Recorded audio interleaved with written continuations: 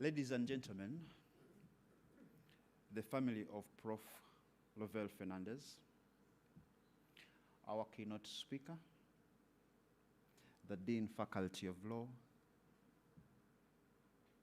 heads of department, colleagues, Emeritus Professor Nico Statler, students, friends, both in the physical spaces and online. It's a great honor to welcome you here today. Tonight we honor a great man.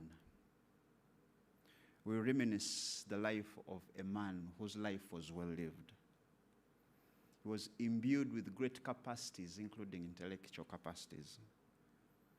We learned a lot from him, and one key aspect that I remember about him was that he was down to earth, very approachable, yet very bright, and very good at whatever he did. Everything he touched with his intellectual hands always multiplied into something beautiful. He was a man who was so cool-tempered, yet worth his calling. Today we celebrate that man.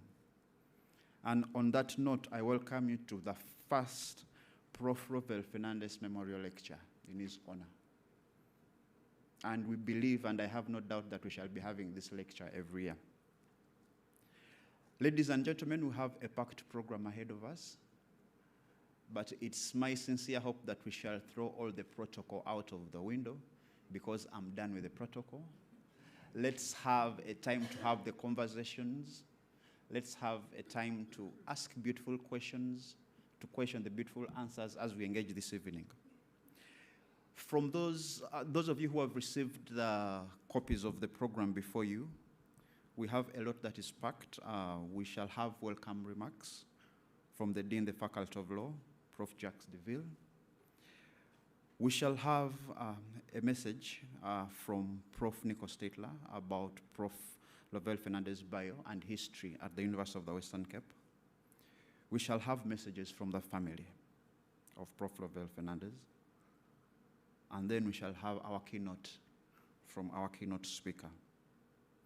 That will be followed by a question and answer session that will be facilitated by Dr. Chesney Albertus, and a word of thanks thereafter. Without further ado, I would like you to join me in welcoming the Dean, the Faculty of Law, Prof Jacques Deville, for his opening remarks. Thank you.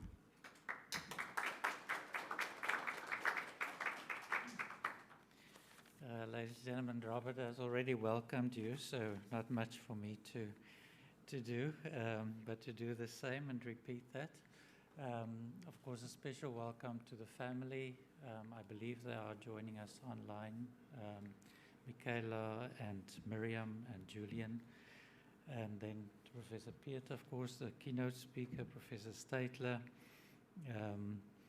A special welcome to them and to all of you who are joining us here in person and also online. So just a few words. When I joined UWC in the early 1990s, Professor Fernandez was already here, and he made a very deep impression on me. I come, as many of you will know, from a farm in Mpumalanga, what is now called Mpumalanga, and I, of course, arrived here with many prejudices. And Lovell was one of the persons who demolished these. He was so bright and so clever, and he had such wisdom and kindness, and he played a very big role in my development also as an academic at UWC. We always spoke Afrikaans with one another. And perhaps another story, I was in Germany about 15 years ago, and I arrived back with a small legal problem about a telephone bill, and it gave me sleepless nights. And I spoke to Lovell, he listened to me with patience, and he gave a solution, and it actually worked. And so I'm always grateful to him for that. When I became the dean, Lovell had already retired, but he remained involved in the faculty in all kinds of capacities, and we're very grateful for that. We miss him, and we thank the department for this initiative in honoring his memory. So with that, back to you, Robert. Thank you very much.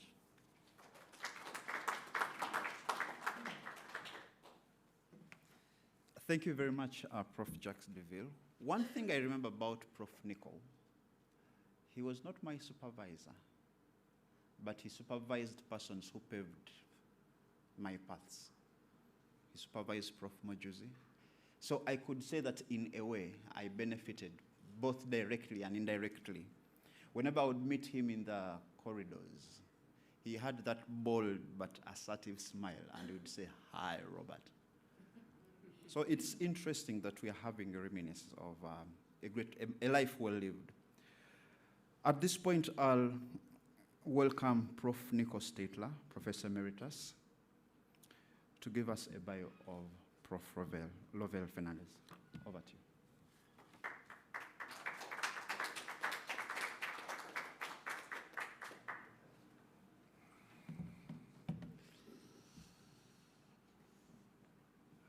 Friends, colleagues, it's a great privilege for me to stand here and talk about Lovell.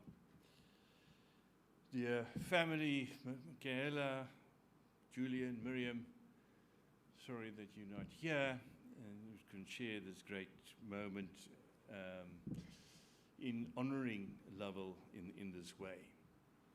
What I want to say is not to read out his CV, when he was born in 1951, which makes him a bit older than me, which is some achievement.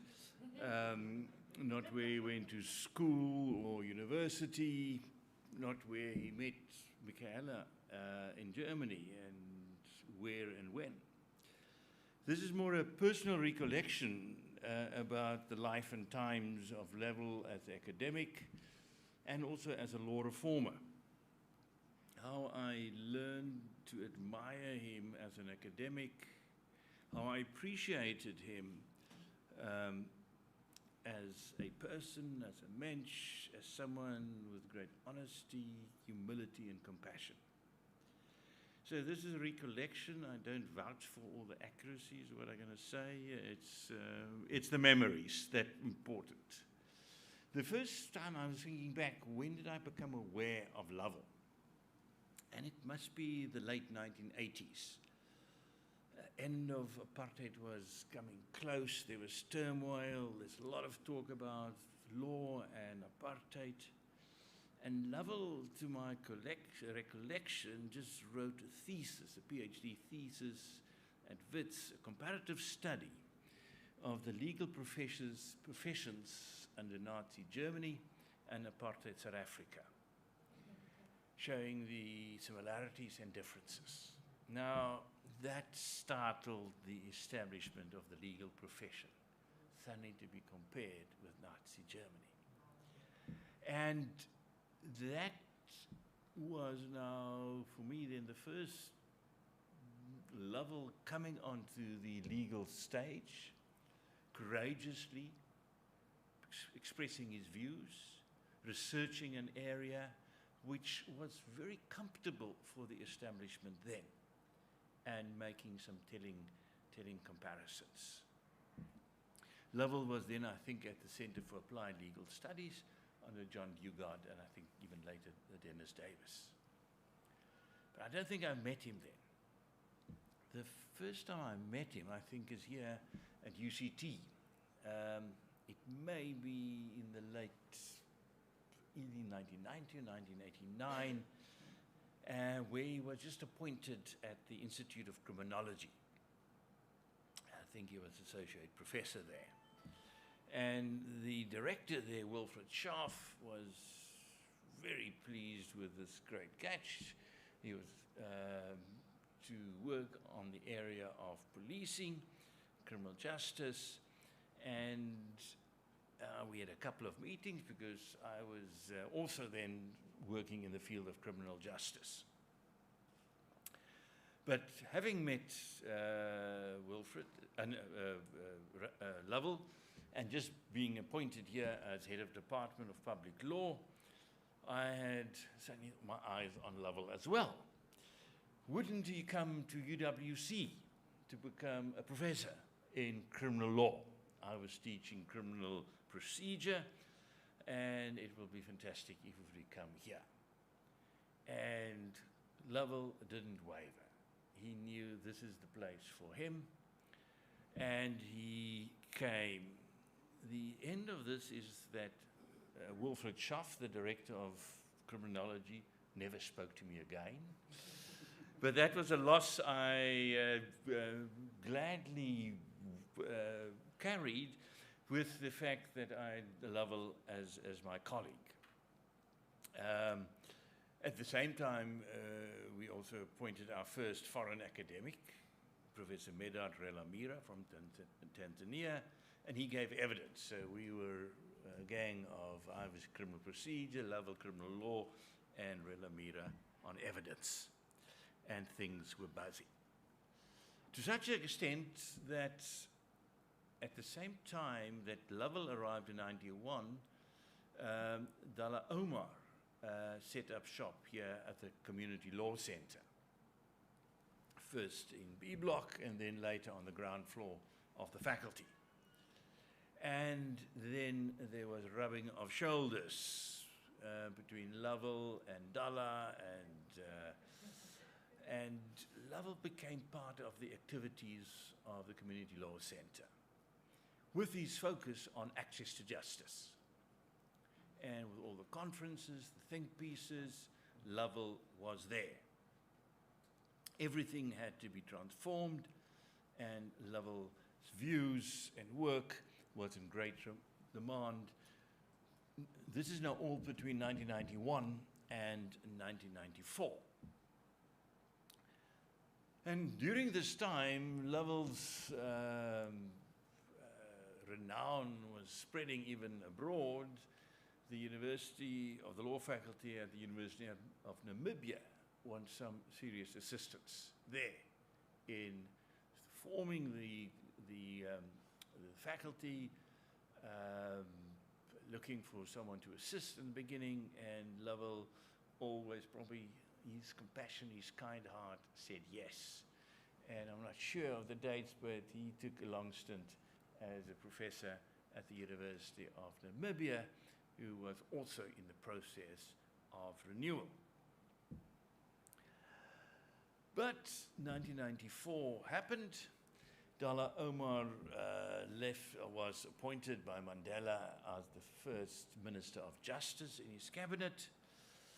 And there was sort of an emptying of the rooms, of the offices downstairs. Everyone went to Parliament or some other job of the Community Law Center, got a job in government. And Dullah Omar, as Minister of Justice, walked into the Department of Justice in Pretoria, and there was only one English speaker. The rest were Klombura. And the place was in serious demand for some transformation. Yeah. And Dullah Omar then thought, who can I bring in to form a core of a transformation unit, not only to transform the department, but the administration of justice in South Africa. And he took and asked, he didn't probably ask, took Lovell and Medard Relamira. And there Lovell was gone for some time, again at great personal cost. He was there in Pretoria in the transformation unit with some others. And they basically had to reshape how we think about justice, access to justice, in every conceivable aspect. I remember, I think he told me one story. He was then sent down to the old Transkei. The magistrates were there on strike because suddenly they had to pay tax. They never paid tax before. And Lovell had to convince them that this happens in a democracy, that you pay tax. A key area where he worked on was also Truth and Reconciliation Act. And so the transitional justice was an abiding passion with him. So I think too little credit has been given to Lovell and his colleagues for this Herculean task of changing the face of justice, changing the face of the department, and re-engineering a system that could serve the people of the country. Now, Dullah moved on after the first cabinet of Dullah Omar and later became Minister of Transport. And fortunately for the faculty, Lovell could come home to the faculty and then start his career more firmly in criminal justice and later criminal law, or in international criminal law. We see Lovell becoming the head of Department of Criminal Law and Procedure. His talent for administration was called up to become Deputy Dean and eventually became the director of the highly successful South African German Center for Transnational Criminal Justice. And so Lovell labored away both at local domestic law, but had a great interest also in international law. Introduced courses. The one course went to Senate for approval, and it was called the Corruption Law module. And people raise their hands in Senate and say, are you teaching corruption law? How do you be corrupt? And Lovell had to change it to anti-corruption law, which is still, I think, how it is called. My last encounter with Lovell, professional level, was after his retirement. He continued work in the faculty, in the department, in the center, teaching here and there. In 1981, there were tensions in the faculty, divisions along race became acute, also between his old department of criminal law and procedure and the faculty. I was then asked by the faculty to mediate between the various around these divisions. And I agreed on one condition. I would like Lovell to join me, because I knew that Lovell had the wisdom, the insights and compassion, but also a deep sense of justice, that his input would make, have this project produce some fruit. So my last word for Lovell is then one of justice. I think if you look back over his career, you see that he was in pursuit of justice. He was a fighter for justice, both at local level, at national level, and international level. But he did so with commitment, with passion, but also with a great sense of humanity and humility. Now, I really applaud the department to initiate this memorial lecture. Lovell was a great loss to all of us. And it's most fitting that the faculty, the department, honor him in this way as a true fighter for justice. Thank you.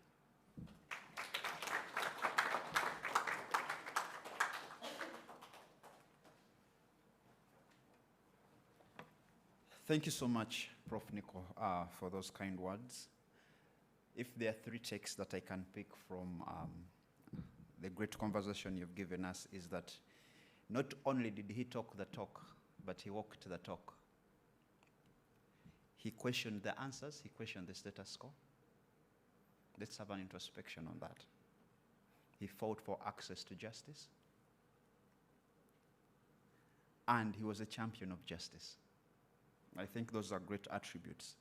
And in a special way, I would also like to thank the family, not only for allowing us, but also being part of this noble engagement that we have started.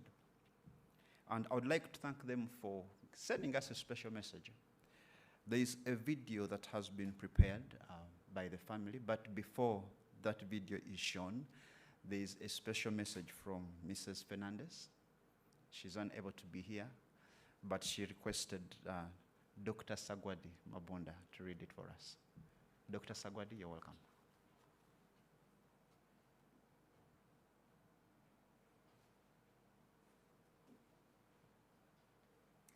Good evening. Good day to everyone present here today and watching online. I would like to thank each of you for attending the memorial lecture in honor of my husband, Prof. Dr. Lovell Fernandez. I want to extend my gratitude to his students who gave him a sense of purpose and to his colleagues and friends who inspired him daily. Special thanks to our friend, Prof. Mark Piet, for holding the lecture today. Lovell, wherever he is now, will be listening with appreciation and great interest. It is with deep regret that, due to health reasons, I am unable to attend the lecture. I would have loved to see all of you, as you were a part of our lives in one way or the other. Knowing that my husband and his work are celebrated beyond his passing fills me with joy, and I hope you will stay in contact in the future. Love and health to you all. Sincerely, Michaela.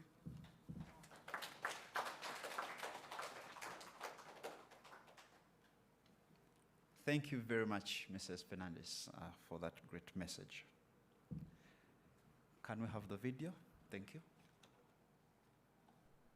Hello, everybody. I'm Miriam. I'm the daughter of Professor Dr. Lovell Fernandez.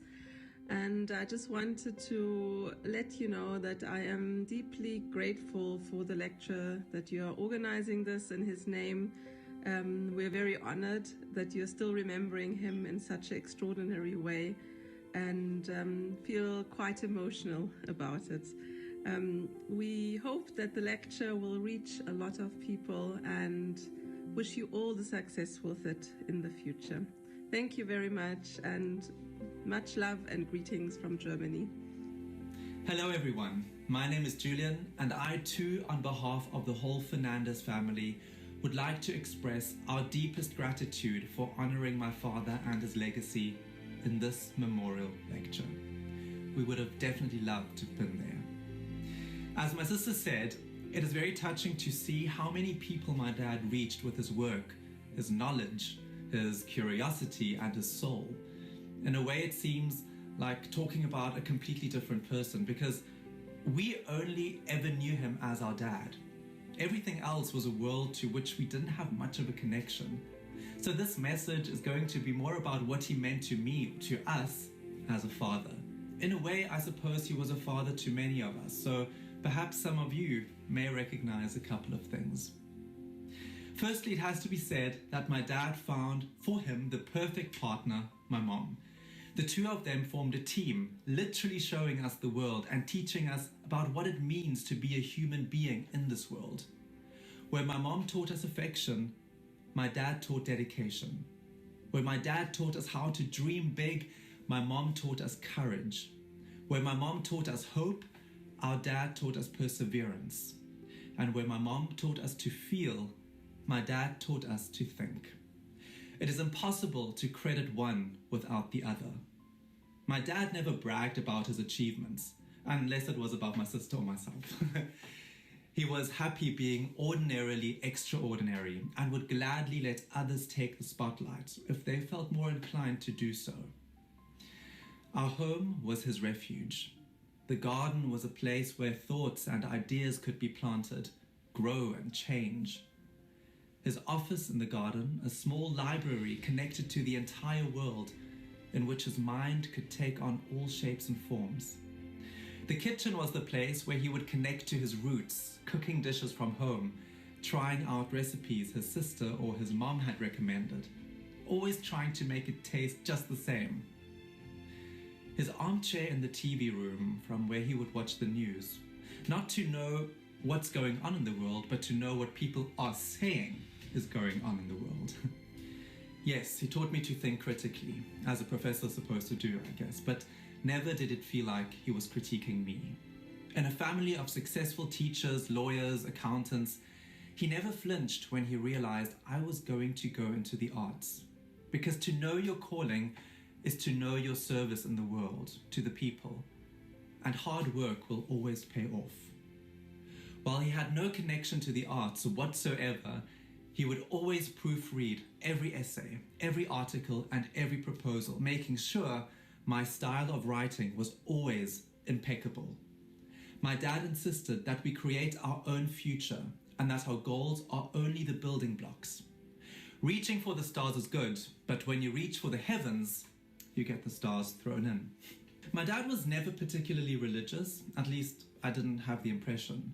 He felt the presence of God in the people around him, his family, his friends, his colleagues, and his students. He loved people. He loved talking to them, listening to them, and asking questions. It didn't matter who they were or where they came from. His opinions about people were driven by their character, never by their occupation or social standing. He especially loved talking to our friends. He would always ask about them and take time to talk to them, taking a genuine interest in their lives. He saw God in the work that he did. It had passion, it had purpose, it had joy, and it had reason. He loved what he did because it was true to his core. This is something I will always cherish because he instilled a confidence in me that always tells me that I am doing what I am meant to be doing. I've just started my PhD at the University of Amsterdam and will, in a few years, hopefully, be one of the first doctors of musical theatre in Europe. Finally, I need to mention that towards the end of his life, my dad's two favorite things in the world were his granddaughters, Ariana and Kira, whom he adored and loved to the moon and back. It almost seemed like a renaissance somehow, because just as much as he enjoyed academia, he enjoyed being silly, imitating people, joking around and telling stories. Something that he definitely got from his mother and something I think I may have inherited from him. And essentially, that is who we'll remember. A man with an infectious personality, laugh, a man with demons, but way more angels, a man with grace, intellect, and humor. Thank you to each and every one of you for enriching his life and for helping us see and celebrate his legacy.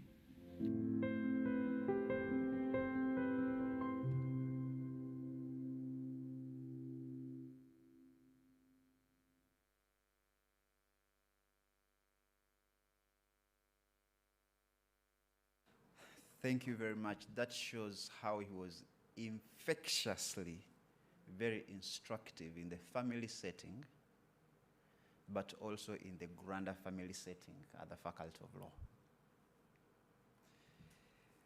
In a special way, I'll invite Dr. Karin to come and introduce our keynote speaker. Dr. Karin, over to you.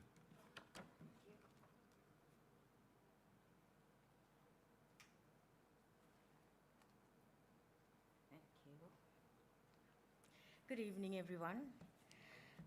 I'd like to start by just saying a few words about Professor Fernandez, and it probably will ring true to many who studied under Professor Fernandez. So anybody who did their masters or doctorates with Professor would know some of the things of which I speak.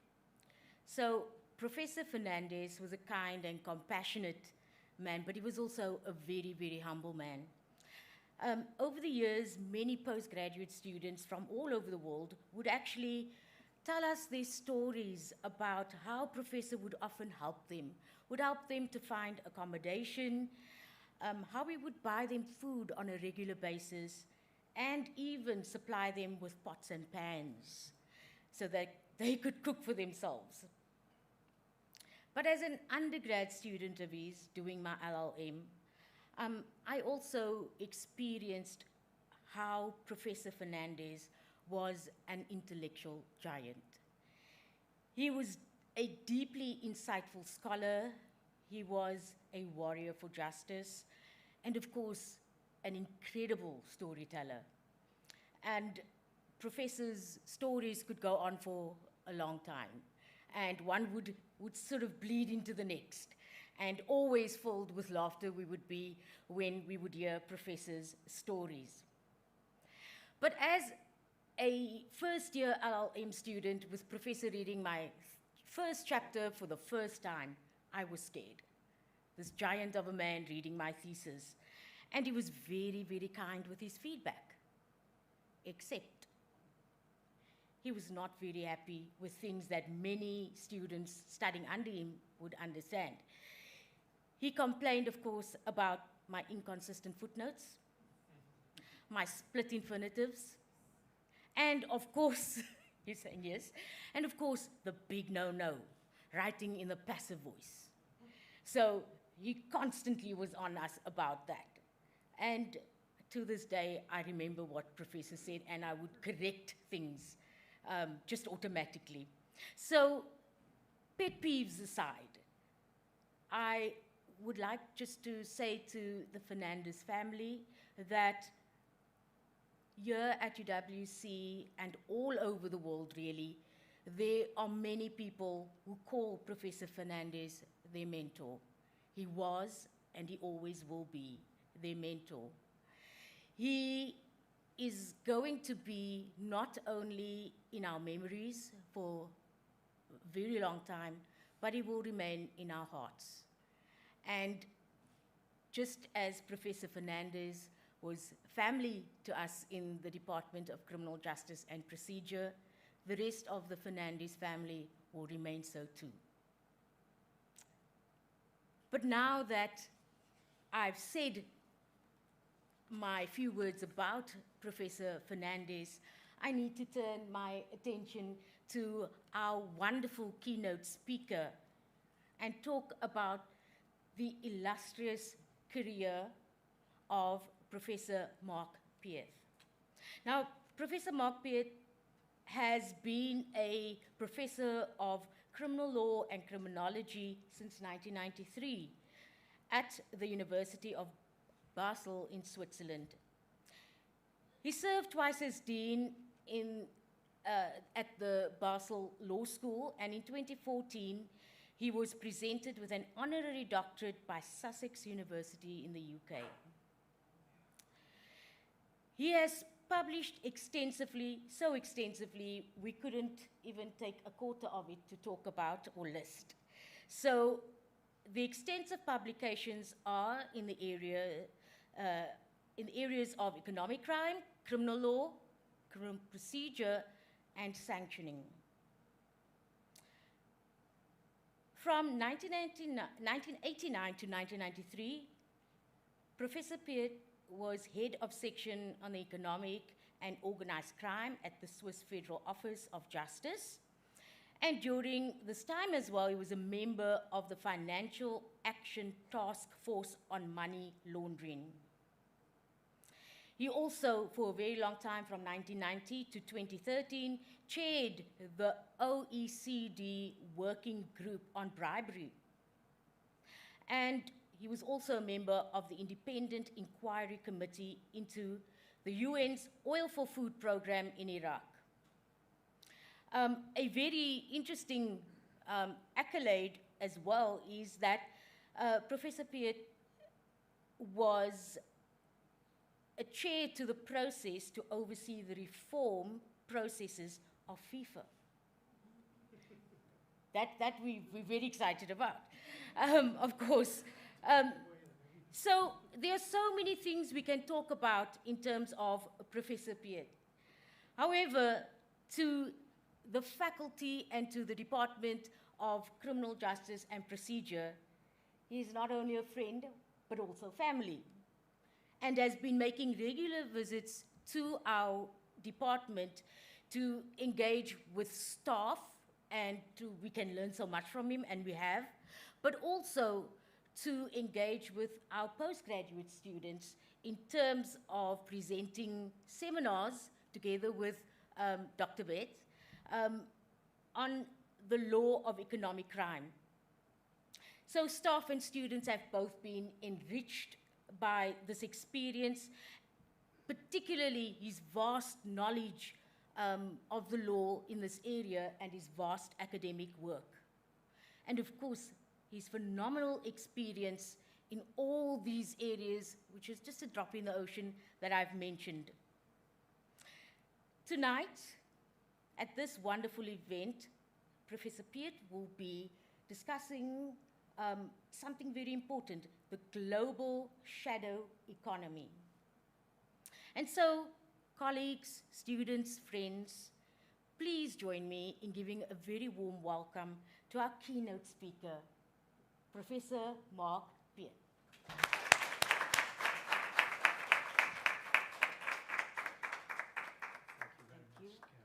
Thank you, Professor.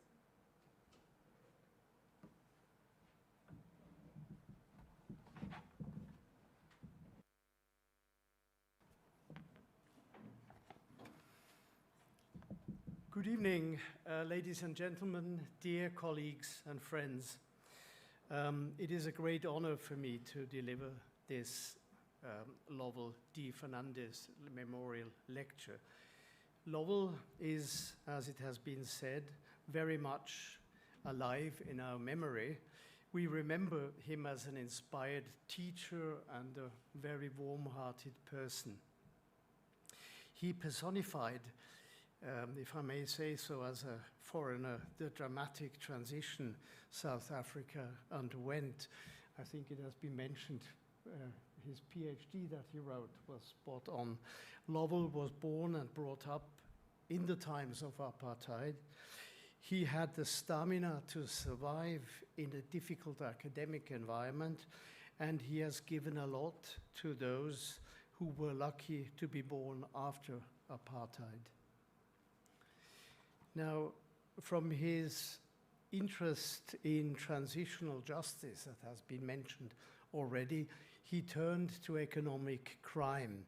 He realized that corruption and related money laundering were amongst the major challenges for economies in the global south, including South Africa.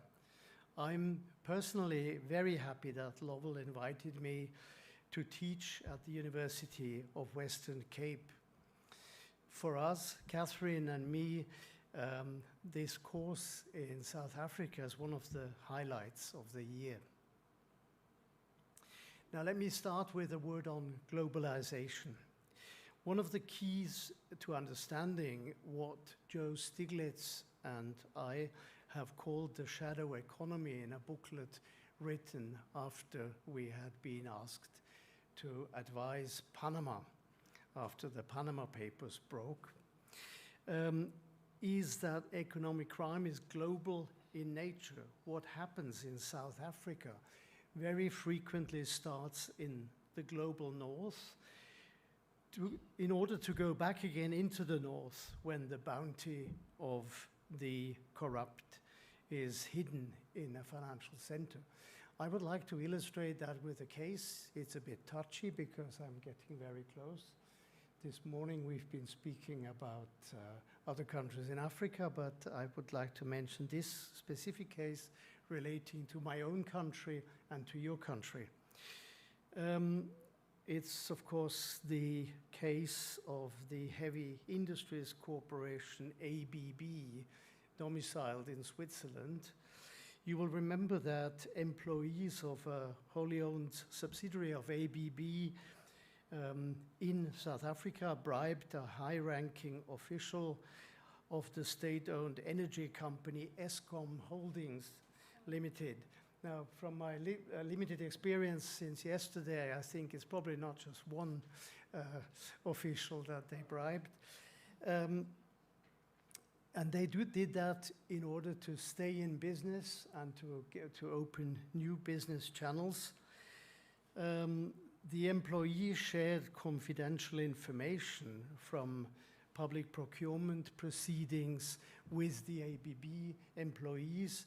This provided ABB with a chance, or with a competitive advantage in the bidding process. Overall, the manipulations pushed up the price of the Kusile power station substantially and thereby harmed the South African people dramatically. I'm not sure if also the quality of that power station is not exactly what we would have expected. Now, turning to sanctions, South Africa was able to detect this large-scale corruption case. And I think that's very fundamental. The case starts here, but also the detection starts here. And then to take the responsible company to justice. What is interesting is that a joint investigation of several countries, including South Africa, Switzerland, the US, and Germany, forced ABB into settling. They had to pay, ABB had to pay compensation of 100 million US dollars for damage in South Africa. Furthermore, it settled with the SEC in the US with a total payment of $460 million. Actually, it should have been the reverse. I mean, you would have needed the 460 million and not the Americans, but that's how it goes. In Switzerland, the head office settled charges for lack of due diligence in its organization. That's sort of the code word one used. It's like the UK Bribery Act, a similar approach, for an additional, well, 4 million. That was the fine, and it says in the joint resolution then that well, since they had already paid 100 million US dollars, they wouldn't have to pay any further compensation in Switzerland. But still, I mean, the issue is really, is the victim country getting enough? That is an open question. I will leave it there. What does a case like this tell us? I think it shows what I mean with the word shadow economy. Typically, multinational enterprises based in former colonial states, in superpowers, or in free-riding states like Switzerland. Switzerland has, since the early times of colonialism, simply gone along with the colonial powers and profited alongside. And that's what they continue to do. Prolong what they had been doing all along during their colonial reign. They bribed the elites, and now they bribe the new elites to gain access to commodities or to contracts. These elites are all too frequently happy to sell the riches of their countries for private gain. Beyond the ABB, I could give you several further examples.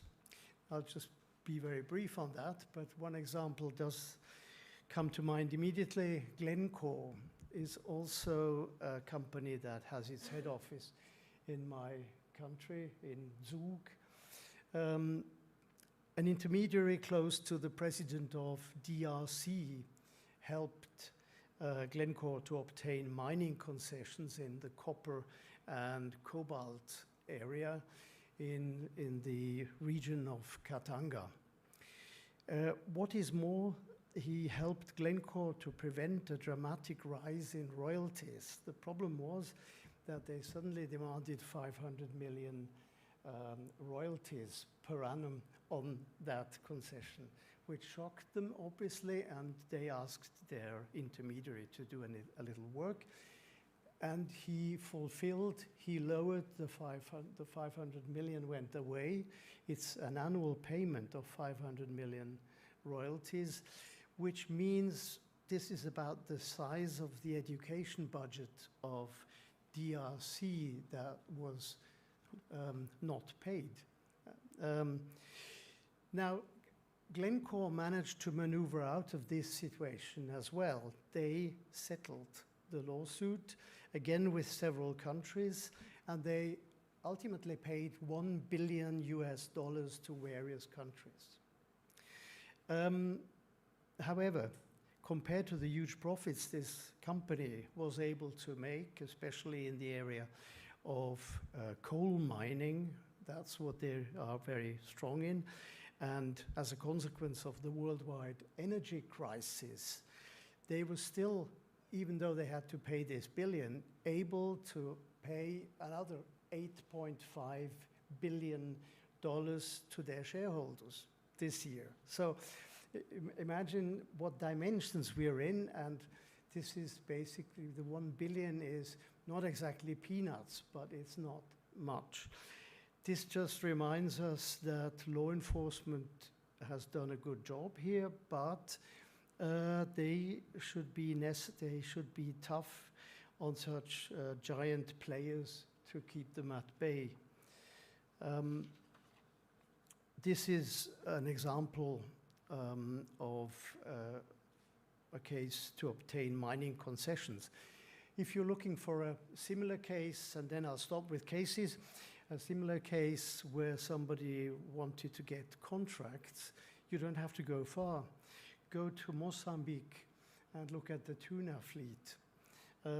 What I'm thinking of is another Swiss company, Credit Suisse, the Swiss bank, loaning 1 billion together with another bank, making 2 billion in total to this state for the to fund fake contracts with fake companies. And the problem was that the state had to stand guarantor. Somebody had to guarantee the 2 billion or 2.2 billion US dollars. And this was going to be Mozambique. They managed to organize that or get the necessary signatures from officials through blatant breach of national laws without getting the national parliament to agree. That was clearly against the rules. Well, how did they achieve that? Via corruption. Again, this is not new and it's not debated. It is a fact. In the end, not only the investments proved useless, to my knowledge, the tuna fleet never left harbor, but the entire state finances defaulted. The case is still ongoing in several national courts worldwide and in arbitration tribunals. In fact, key figures like the son of the president have gone to prison. That's what I've been picking up. I think he got 15 years. See whether he will have to really stay there for embezzlement and money laundering. Now, what is the role of tax havens? Because I don't want to just beat up on specific actors in individual cases. I'm interested in the circuit. Yeah? So the next stage would be tax havens. Corruption is frequently merely the first step of a vicious cycle where local taxes are evaded, the profits frequently are transferred directly to tax paradises, typically in the Caribbean, where the tax rate is close to zero. You know all about Glencore's behavior in Zambia with Mopani copper mine. That's something that is very widely known. That's exactly what happened here. A stopover in the Caribbean, and then ultimately the money landed again in Zug with Glencore. And obviously this is quite complicated. You do that via special purpose vehicles, shell corporations, or even better, shelf corporations. A shelf corporation is a corporation that has a history. It was founded in 1960 and is still there on the shelf when you buy it. It's a bit more expensive. Yeah. The story has also got a continuation on the other side of the equation with the elite. Yeah? If we follow up that a moment, the elite has helpers. You have the inevitable bagmen, yeah, to collect the bribes. And that's also what happened here in the ABB case. But of course, it doesn't stay there, because you wouldn't want, as a corrupt agent, you wouldn't want to put your money on a local bank here. That would be pretty daft. So what you do is you need more sophisticated financial operators at a large financial center in the north. I'm thinking of London, New York, Switzerland, maybe UAE. And there I would call that the real heart of darkness. Let me illustrate what I mean. Talking of building structures. Imagine a lawyer in Geneva, Rue Dufour, Genève. It's a very nice place, setting behind the opera. There the lawyer acts under protection of professional privilege, creates a so-called structure for the bribe taker. He acquires a shell corporation from a so-called enabler.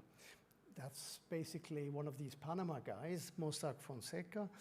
And for each of the corporations, he would open bank accounts. Again, for God's sake, not in Switzerland. Yeah? Cyprus. Yeah?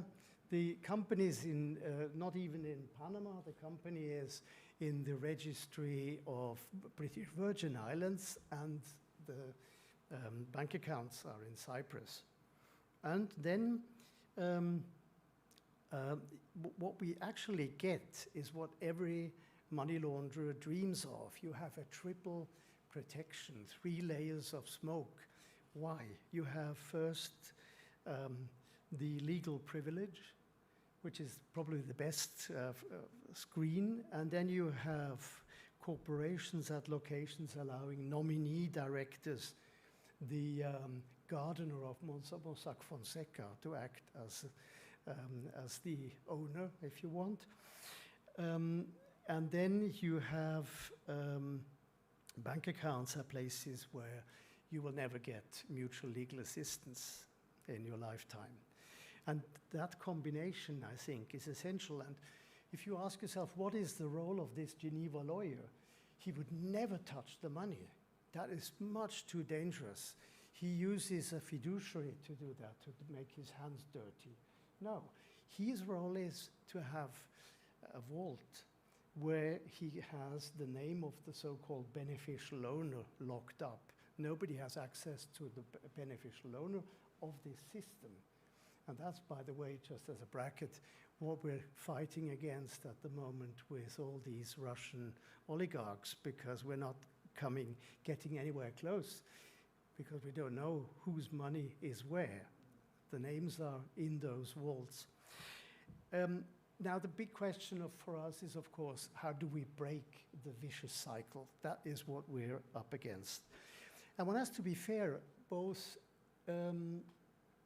in the north and the south, we've made a lot of effort on those topics that interested Lovell so much here, anti-corruption, anti-money laundering. I'm saying anti. And in money laundering or anti-money laundering, we had all these rules of the Financial Action Task Force on money laundering that's grown incredibly, and worldwide everybody is following those standards. On anti-corruption, you have no end of treaties. I mean, you have UNCAC, you have OECD treaty, you have African Union, Council of Europe, and the American Treaty, and so on. Everybody is writing laws, and everybody's talking about these topics. Sometimes also to bully their opponents. I mean, it's great to lock up your opposition and say corruption. The problem is next time when politics change again, you will be in prison for corruption. So one has to be very careful with the use of this topic.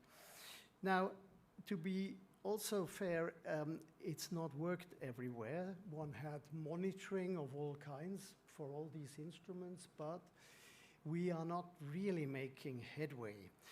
Just to illustrate this, the problems are both in regulation and in the application of the rules. Going back to Panama, one of the key suggestions Joe Stiglitz and I made to Panama when we were asked to make to give them ideas what they could do after the Panama Papers scandal. Well, we said, make your company registry meaningful. Have the real beneficial owners, those guys who you find in the Panama Papers, actually show up in the company registry. Of course, we were naive, but we were deliberately naive. Joe Stiglitz was a tax evasion person. That was his remit, and mine was organized crime, and that worked really well. Just by way of a short anecdote, I mean, what happened then when we did that? You know, Panama was affected by these Panama leaks. They had a real problem, not because of Mossack Fonseca, but not because of the detail, but it emerged that this was actually a systemic problem of that country. There are many such law firms, Morgan & Morgan and others, yeah? So they have a systemic problem and they wanted to get out of that ditch. So they asked us, what should we do? And because they were wary, they built a committee around us.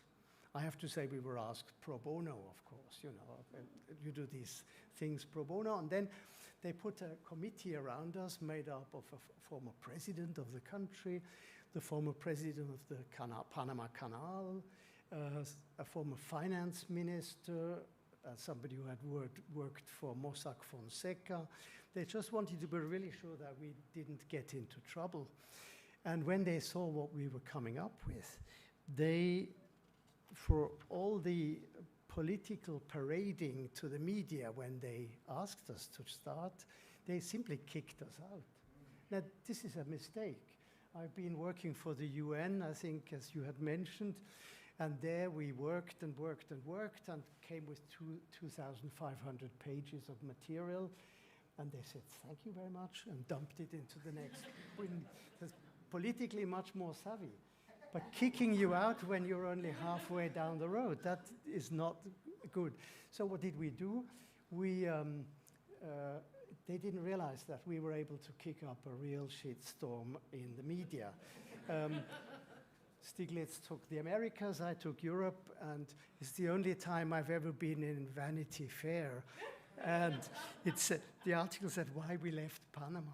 Anyway, it was the dramatic PR catastrophe, or the second catastrophe for this country following the publication of the Panama Papers.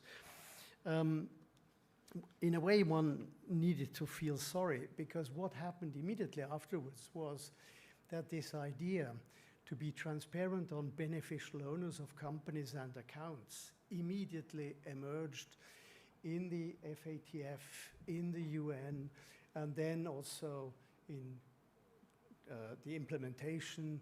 The European Union started saying to countries, okay, registries of beneficial owners is mandatory, get a start. There has been a kind of a backlash, which is a bit silly. I mean, there's a European court, not the European Court of Human Rights, but the Court of the European Union. And they said, well, this goes against data protection, a public registry. So it's only open for certain professions. But frankly, we must be happy that it's at least readable by authorities. So the police has access to, law enforcement has access to that file. The other problem I'm seeing is closely related, and you've sensed it already, lawyers. Now one has to be really careful. There is a clear case for legal privilege. I'm not disputing that. Legal privilege has its absolute justification in defense work, in advisory work, and so on. The problem I'm having is where you're actually creating financial structures, where you're moving into what a fiduciary would be doing, then you're moving into a different area. You're no longer, I don't think it's right to have the protection, the full protection of the professional privilege. You might have a different professional privilege, that privilege of fiduciaries, but that's much less strong than this nearly unbeatable professional privilege of the lawyer.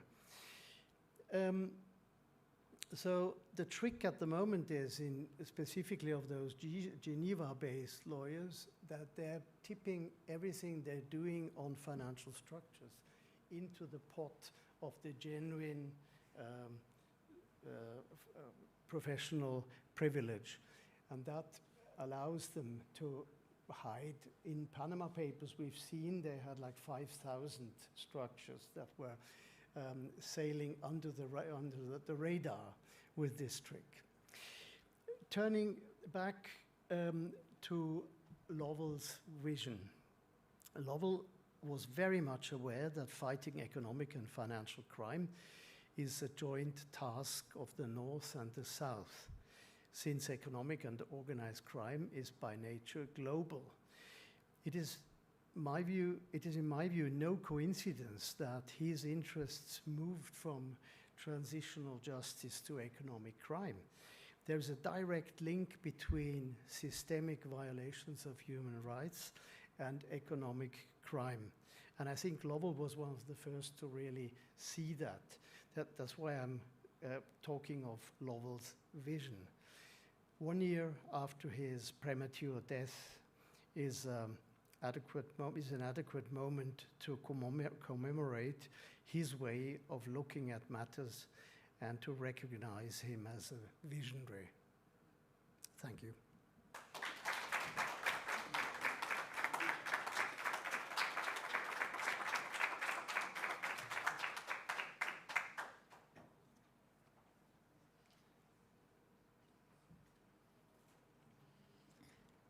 Thank you so much, Prof. Piet, for that great keynote address. I believe you've not only spoken to the members of staff, but you've spoken to the students. The student in me discovered that not only did you speak about preparing for legal practice, you also spoke about the art of advocacy, you spoke about issues of giving evidence, you spoke about economic crime, you spoke about anti-money laundering, you talked about international anti-corruption law. You also gave us a quick lecture on diplomacy. I think it has been an all-rounder in all various aspects. But there are still some questions for introspection that we need to latch on. When do we have justice for the victim? When the victim is the state and it's not benefiting from what it should be benefiting from? How do we deal with the blind yet irresistible cost of corruption? How do we deal with these three aspects of the global shadow economy? Questions around legal privilege, questions around the nominee directors, questions around the existence of bank accounts in jurisdictions where you can never get any mutual legal assistance. I think those are critical questions to think about. And to open up that plethora of questions, I'll invite Dr. Chesney to come and guide us in a short question and answer session, where we shall be taking some questions from the plenary and also from the online audience. Chesney, over to you.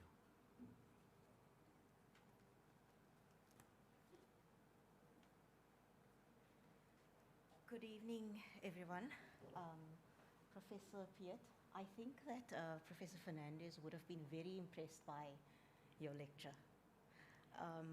I think he would also have had a number of interesting comments for you, and he would most definitely have had interesting questions.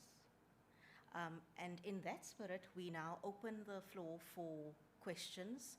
We also invite the online attendees to type their questions, and we're happy then to read them to you, Professor. Okay, so by show of hands, I think we'll take one question at a time. And before you ask your question, I'm going to call on you just to mention your name and a little bit about where you come from.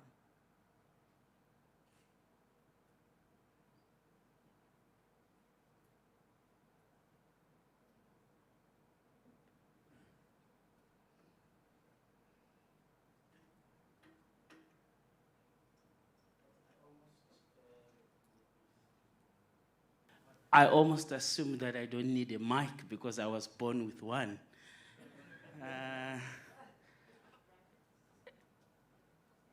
Oh, okay.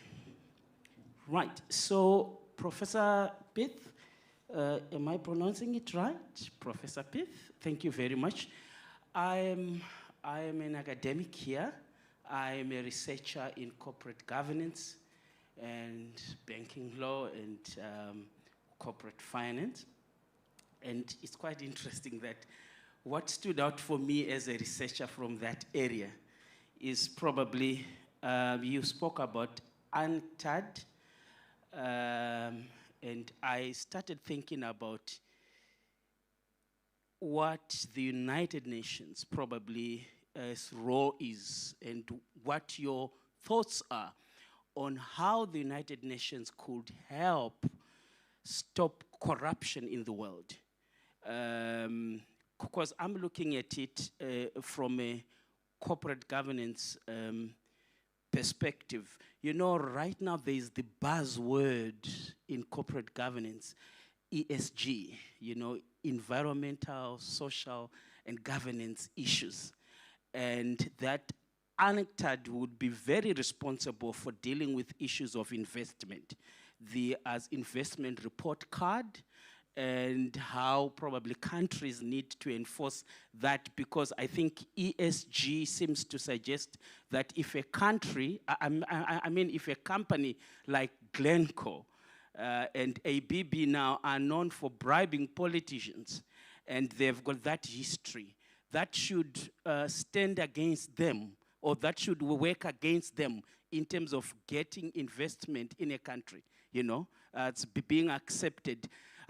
I am very interested in finding out whether you think that, for example, as United Nations, because I know that the United Nations has got this particular, I think it is a sub-commission on the promotion and protection of human rights of the Economic and Social Council, the UN sub-commission. Do you think that probably it is doing enough to promote ESG as matters and ensure that companies like Glencore and ABB would be blacklisted by countries in terms of investment? And that's one question I have.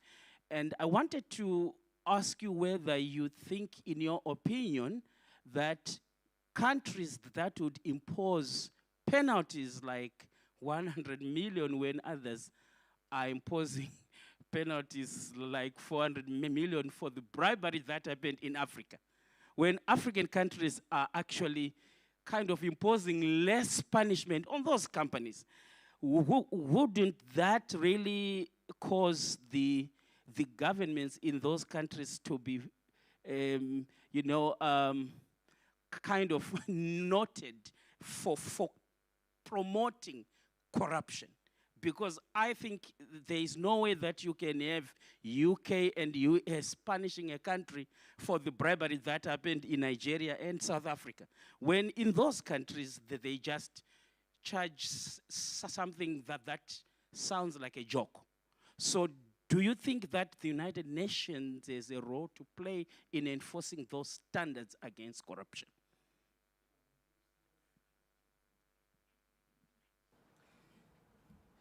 Yeah, I think you're addressing a very interesting point. That is, to fight corruption, one has to approach it in a joint manner. Companies have definitely got a role there, and that's where corporate governance comes in, and compliance. And of course, what has happened with these examples that I've been giving, Glencore has been sanctioned for bad governance within the company.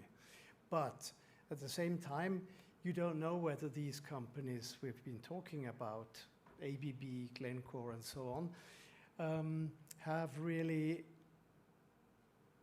failed in good organization of the company, or whether they've done it deliberately. That is really, you know, that's the alternative. But I think it is good to hold them responsible. The question now, of course, is the UN the right place to do that? And there I'm a bit in doubts. And from my history that we've heard, you've seen my role was to look closer at the UN when they failed in the Oil for Food program. And I must say, the failure was dramatic. The UN is a super necessary organization, but don't expect too much from them. And here I would say you probably find better suited organizations, or even something that I would call collective action amongst businesses. If those businesses that really mean who are serious about reducing corruption, if they get together and define what needs to be done, that is a point.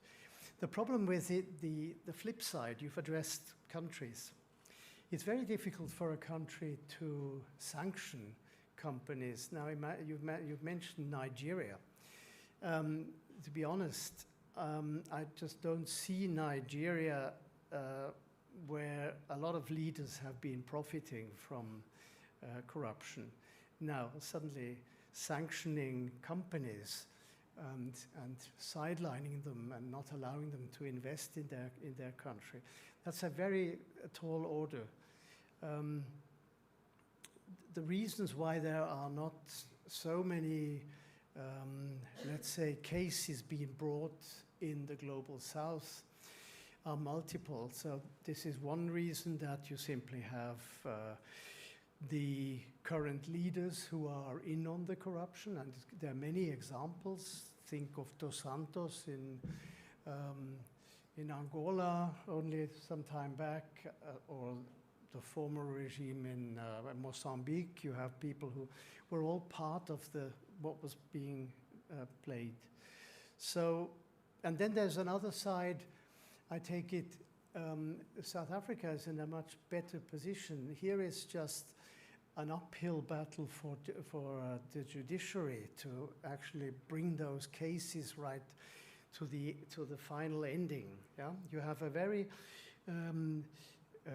let's say good committee that has done good work and unearthed an awful lot of problems and cases and also material that is now on the table, but actually bringing the culprits to court is just very difficult, and that's another problem. I think your judiciary is strong, but there are very strong countercurrents. Sorry for being so long.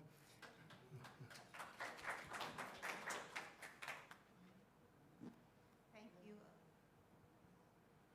Thank you, Prof. Do we have another question? Just pass the mic.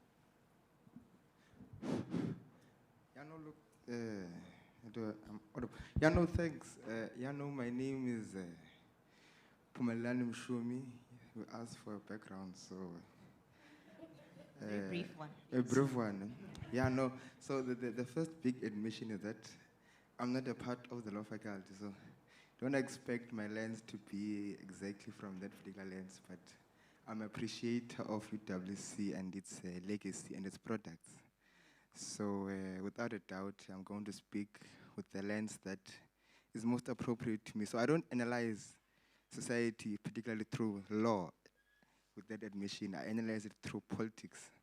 With that said, once more, I'm a former student activist, but now I think I'm endeavoring far more into the political space outside of the university space. So with that being said, I wanted to first salute, Prof, that it's very rare that we enter a lecture hall and then, or rather, these type of spaces, and then capital gets to be undermined as much as you have. Far more often than not, people take podium and you can tell by how they speak that, no, this one has been bought. This one has got a brown envelope to perpetuate a particular view in terms of the issues that affect the globe. So I wanted to first put that salutation into check. But in terms of the issues, you have implicitly, at least in my interpretation, I said I'm going to interpret through politics, so forgive me. So you have undermined, perhaps unwittingly, as I said, the legal aspect in terms of dealing with corruption. Of course, the law space, you have to make certain acknowledgements, but its strength in terms of dealing with the issues that face society at large, you have put it, I think at some point you described the three mists. By that very admission, you are also putting it forward that there are other aspects that ought to be considered.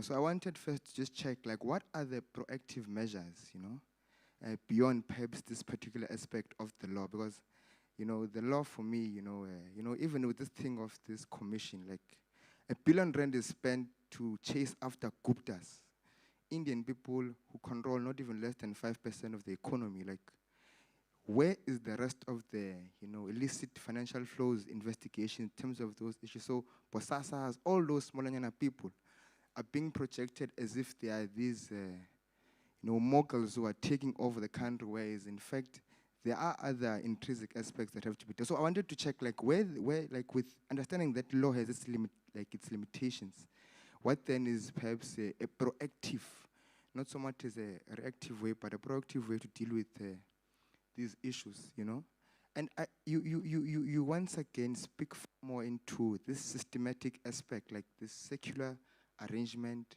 where politicians are involved, capital is involved. So I wanted to get perhaps your personal view, Prof, like in terms of, understanding that capitalism will remain capitalism. Their greed runs deep, their blood is thick, and their mouths are wet. They seek to eat wherever they want to, and they continue to eat. So I wanted to check in perhaps on a reform. As I said, I'm going to analyze through politics, so I asked for your forgiveness a long time ago.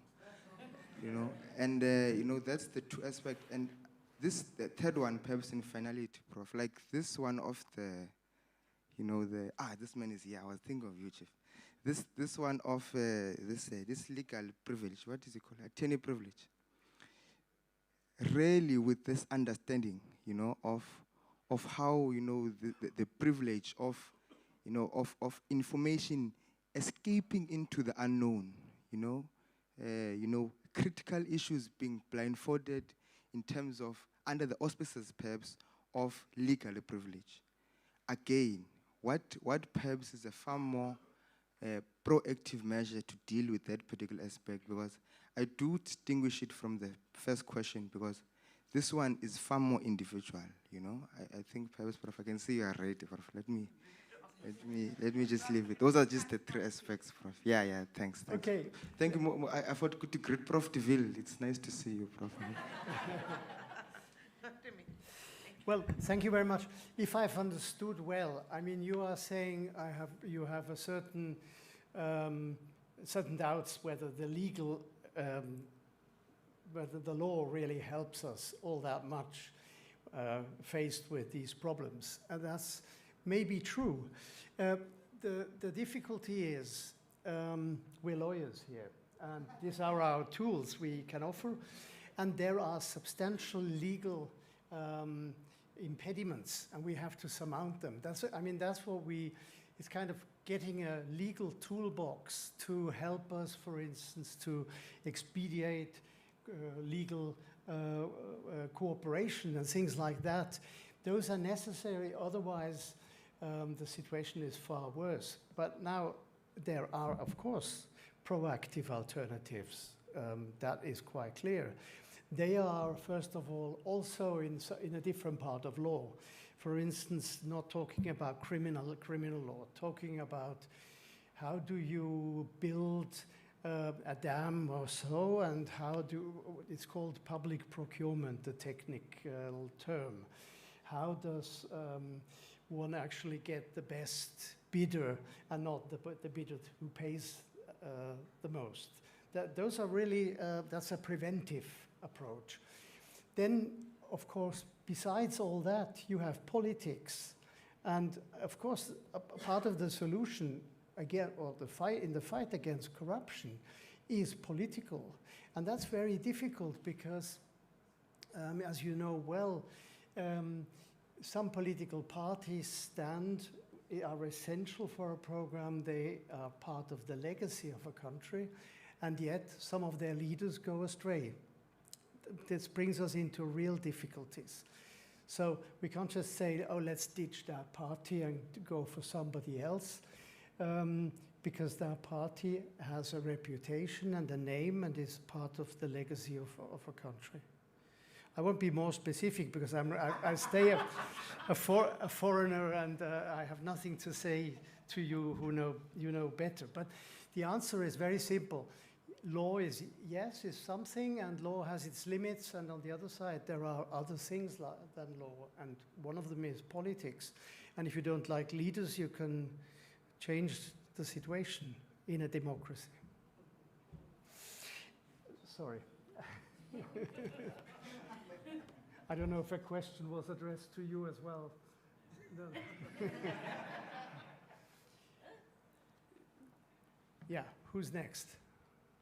Prof, we've got two online questions. I'm wondering whether I should come to the front and read out those. I'll just stay here if you have a question, or have you got a question, a remote question? Yes. So the first question is from Agero Jesse. He asks, how do we measure the effectiveness of transitional justice mechanisms in the prevention of corruption? Yeah. How long is the string? Maybe I have to read it once more then, because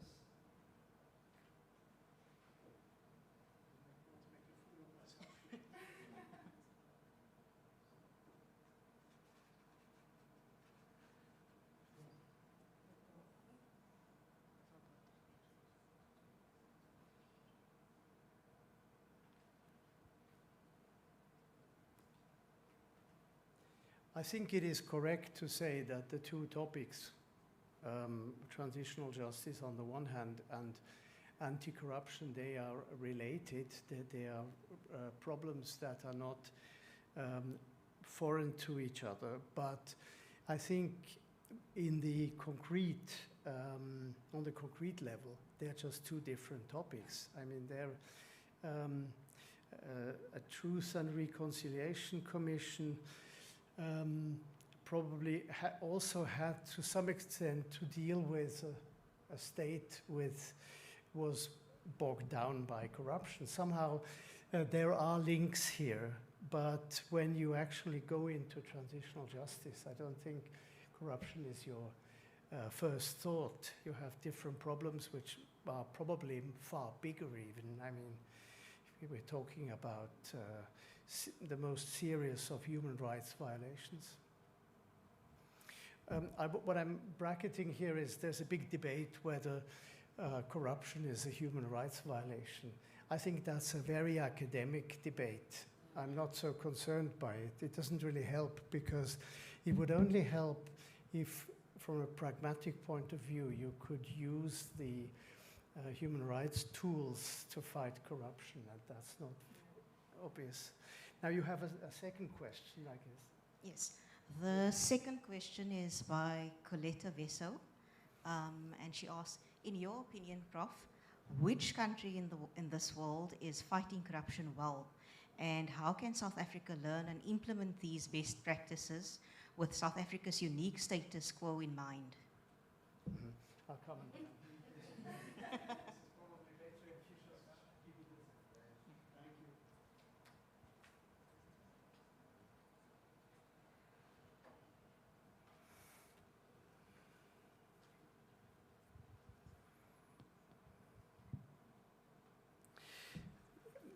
The first part, which country is fighting corruption well? I told the course this morning, everybody would say, well, Sweden. I was once invited to the Vatican on corruption by Cardinal Martino.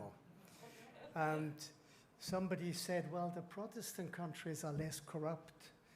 And the Cardinal just kicked the guy sitting next to him, Obispo, some bishop, and woke up and said, how dare you come here? Who is Protestant? The North Pole. But where there is life, there is Catholicism. And anyway, so the problem with Sweden is the following. Sweden is fine at home. They're very nice people, and they have a very strict code. They have something that we should be learning, I'm including Switzerland, that somebody who actually proves to be corrupt is finished, has lost out. He's not going to have put a foot down anymore. He's sidelined in community. That is something that they can do locally. The problem with Sweden is that transnationally, export industry, they're as bad as everybody, yeah? We found that out when we looked into the arms trade. Saab Gripen probably reminds you of something. And we being the OECD, asked them, how many cases of transnational bribery have you actually researched? And then they said 10. And then we said, how many have you closed? 10. And then we looked at them, and they were all Saab Gripen cases. And then we asked them, well, why do you close these cases? Don't you hunt to do telephone interception or raiding houses? And they said, no. Politically, they told us to close them.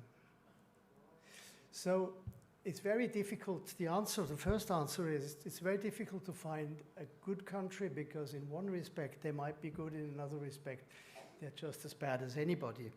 Now, the question goes on, and how can South Africa implement these practices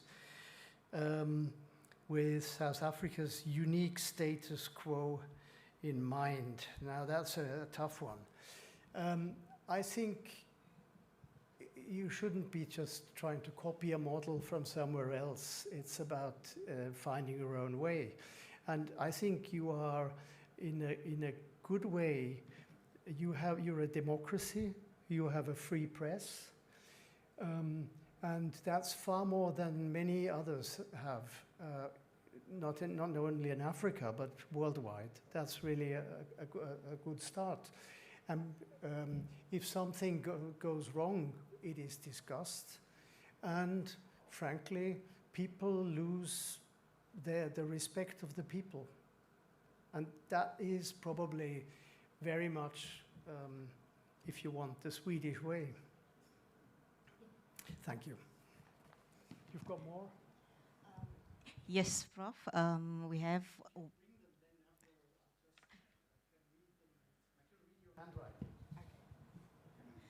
but we also had some questions here, Mr. Guinness. Thank you. Thank you for that inspiring talk. My name is Irvin Guinness, and I'm with the Center for Criminology at UCT. I worked with Wolf Rischoff. Oh, yeah. So let me ask you this question. This shadow economy that we speak about, that we know about, and that we've researched, I wonder if you can reflect on the role of law schools and centers of criminology in terms of what it is that we're teaching our students. And this is a critical question for me, because in this country, the gaze of Afrikaner nationalist criminology typified the criminal as black, poor, male, and young. And so, don't you think it's time that criminal law schools shift the gaze, that criminologists shift their gaze to the crimes of the powerful? Thank you.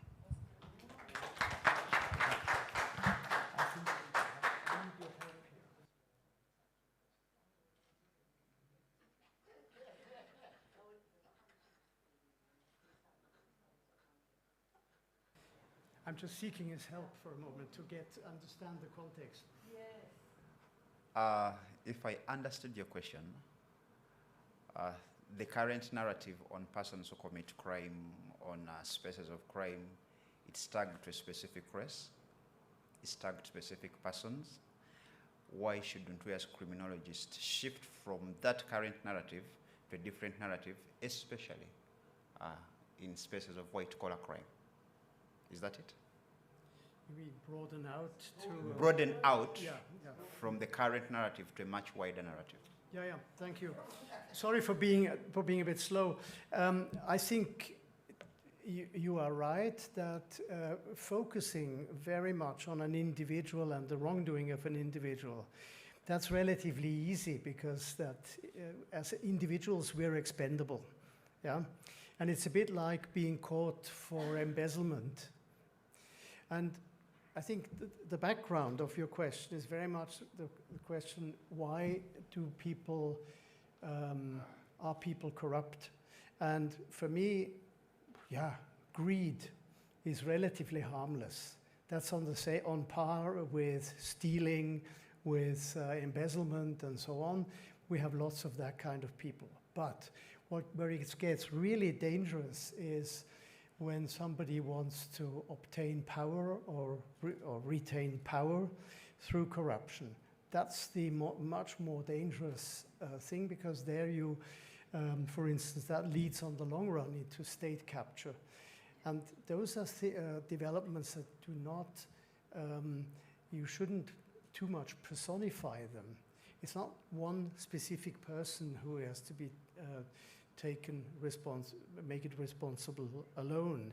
It's a system that is being built.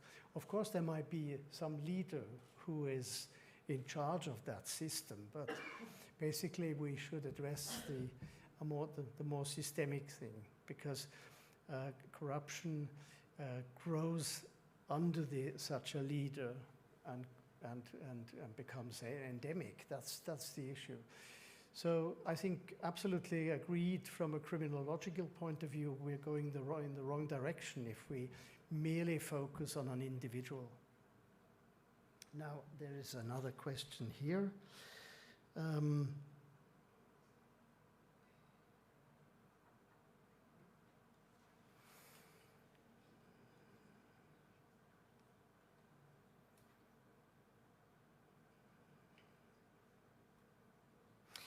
Okay, if I understand, if I can read your handwriting well, as long as South Africa, then a word I can't read, itself as a capitalist state, we will never overcome corruption because the state protects the corrupt leaders.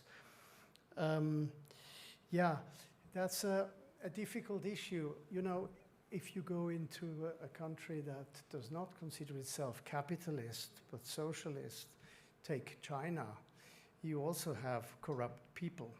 So I don't think corruption is something that only grows in a capitalist state. It's been there for thousands of years in all sorts of systems. And I don't think if you reverse that you simply have to get rid of capitalism and then the world is fine. I think that's a difficulty that's something that I don't think would help a lot against corruption. Just to leave it there. Have you got more questions? I think we'll take one more question. Thank you, Prof, for your talk. I'd like to draw from your experience, just practically. A lot of the times when we have these conversations about corruption and money laundering, we speak about the sanctions, especially in private sector corruption. We speak about the sanctions that companies get where they have to just pay $1 billion, and then we laugh it off as it's part of, like, you know, expenses that they have, right? They know that they can get away with it because they just pay 1% of their profit. How close are we to, maybe in the law or policies, to getting the directors, the CEOs, to actually paying from their pocket? Because the money that they are using to bribe is going somewhere. A lot of it is probably going into their pockets. How close are we to the discussion to getting them to actually pay from their pockets? Yeah. Well, I think the examples that I've been telling have been illustrating that. Even those sums that shock you at the beginning, if you hear $1 billion, that sounds terrible, and it could bring down a company, but it frequently does not, because these companies are so strong, they are at the moment stronger than a state. They're more powerful money-wise. So the question is really, what should we be doing? It has different elements. One element is the one I also alluded to, who should be the recipient? If we are taking such sums, at least the victim country or the victims in general should be those who should get the money.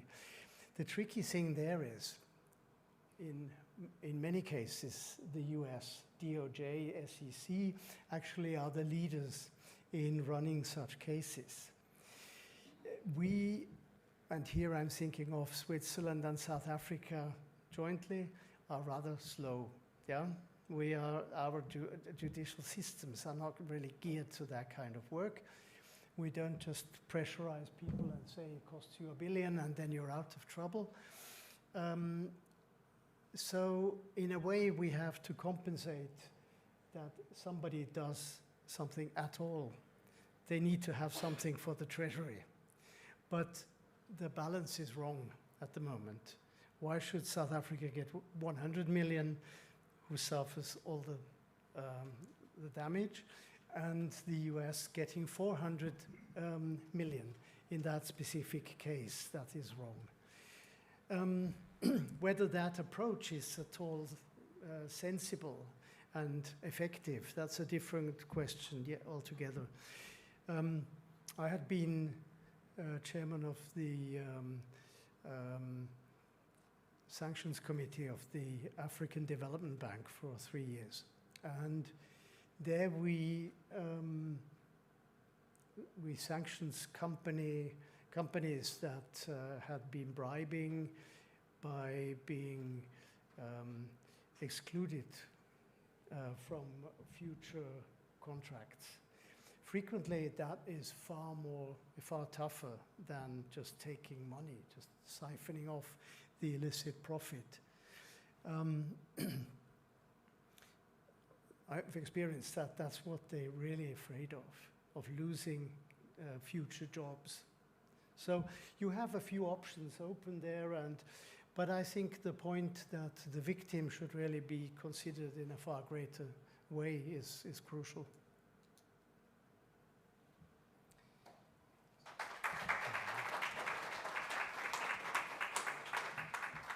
Thank you very much.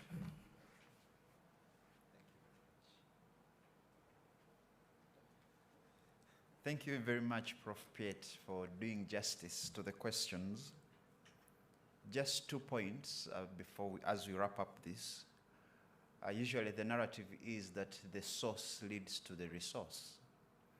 So you need not to place more emphasis on the resource, but the source.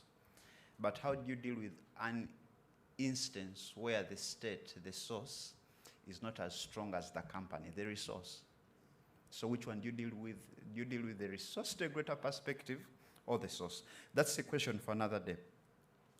Another last aspect is that in all problems we deal with, whether we're dealing with them subjectively or objectively, we should always place those problems at a central place, that the interventions are informed by the problem. So you cannot have a one-shoe-fits-all answer where what's happening somewhere should solve South Africa's problems, but rather work on a matter that looks at the problem and gets interventions that speak to that problem. Once again, thank you very much, Prof. Piet. We are going to close up, and we are going to have a word of thanks from the head of Department of Criminal Justice and Procedure, Prof. Eb Herman. But before he does that noble duty, I'll request him to do some 2 specific duties.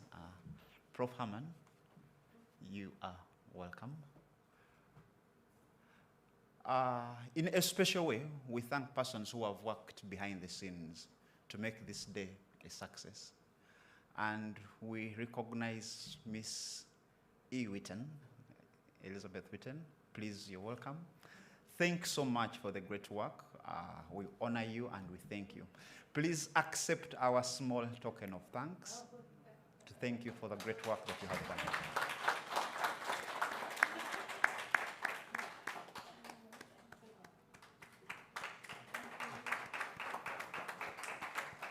I have pipped, it seems they are chocolates from Switzerland. Prof. Mark Piet, we thank you so much for taking time out of your busy schedule, not only to engage with the staff, but with the students, and above all, for allowing to be the keynote speaker on this first series of memorial lectures for Prof. Lovell Fernandez. Please accept our small token of thanks, and just a token to show that we honor you and we thank you very much. Prof. Herman, over to you for a word of thanks. Thank you, Robert. Good evening, everyone. A number of people contributed to make this event a success, and I need to say a few thanks. Firstly, thank you to Professor Mark Piet. Thank you for your keynote address, and especially the insightful thoughts on the multinational companies, the involvement in the state shadow economy, tax havens, mutual legal assistance, and legal professional privilege. Thank you for your long-standing involvement with UWC, the law faculty, this department, and for your involvement throughout the years contributing towards student success, mentoring them, as well as colleagues in the department. And we look forward to seeing you next couple of years coming here to speak to our students in economic crimes. Thank you. Then secondly, to the Dean, thank you, Professor DeVille, always willing to assist. And just to tell you that we spend half of our budget. And thank you for the money that you'll be giving us for the next conferences that we will be having in future. Then to Nico Steidler, a special thanks to him for his relation or his viewpoint about Professor Fernandez, the long-time colleagues, and the history. I also have a special relationship with Professor Steidler in that he was my master thesis supervisor. And I think I'm one of the few who were supervised by probably the two legal minds that UWC's law faculty has produced. Masters by Nico Steidler, supervised, and the doctorate by Lovell Fernandez. So I'm just not sure, Nico and Lovell, if I've learned anything, but that we will leave to my students to see how I'll be supervising them. Then to all the members of our department who contributed tonight, Robert, Karen, Chesney, and also all the other members who contributed behind the scenes and did all the other work. But before I go further, I just want to say a few stuff that I also took from Lovell, in that Lovell was a great storyteller, and his supervision didn't always focus on the law. I know he liked freshly slaughtered chicken, and also soccer when we went to Germany during the 2010 World Cup, telling us stories about how he dealt with or assisted with the upbringing of Julian and Miriam when they were small. And I also know that I think something that we forgot, he was a great linguist. Lovell could speak 7 or 8 languages, and I can only speak barely 2. And I asked him once, Prof, how do you manage it? He said, no, sometimes where you grow up, but also what he did is that he had a German girlfriend, which assisted him in learning the German language even more fluently with marrying Michaela. And then further thanks goes to Nslansla, who was instrumental in setting up the program online and live streaming, and also the AVS department of UWC. Thank you for your assistance in this. And then special thanks to Liz Witten we've already gave her the present, for all the sterling work that she's done in the background. And she told me specifically, you're not going to call me up and not thanking me, but as you know, if someone tells me this, I'll probably do the opposite. Thank you for Julian and Miriam for the messages, and also for Michaela, which was led by Sequadi. And then thank you to each and every one of you who, despite your other commitments, came here tonight to grace us with your presence, and also to all of you who are watching the event via live stream. And thank you for all Lovell's friends, colleagues, former friends, with all your messages of support and all the contributions and support that you've given us today. And lastly, I want to thank the Fernandez family, who has shared Lovell with us, for us all here at UWC to benefit from his wisdom. Thank you. Drive safely if you leave here, and also those online, be safe wherever you are. Thank you.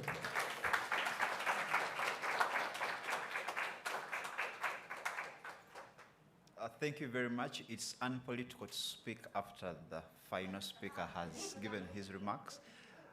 Just a quick one. Once again, thank you very much for gracing us with your presence. We have some refreshments through that door to the left. Please, let's delve in and deal with our right to health, food, and nutrition. With those few regards, please, thanks once again for coming, and let's have a bite before we go home. Thank you.